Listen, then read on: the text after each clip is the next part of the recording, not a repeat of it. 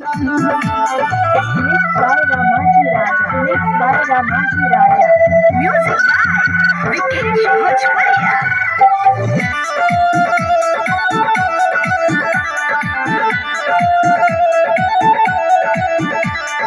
चोली बाजार में बोली ना बोली हो लहंगा न कर पीछे में गलिया गली में मोलिया सा पास बनोट घीचे में